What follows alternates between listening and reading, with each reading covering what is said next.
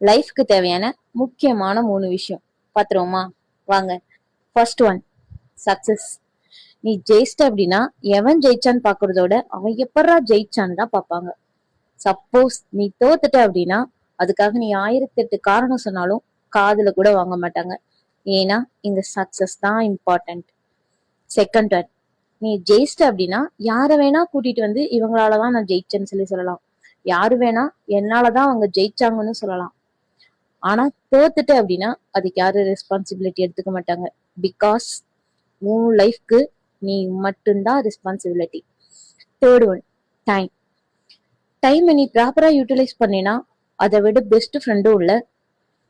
Utilise பண்ணாம விட்டு அப்படின்னா அதை விட ஒஸ்ட் எனிமியும் இல்ல. பிகாஸ் டைம் இஸ் கோல்டுன்னு சொல்லுவாங்க.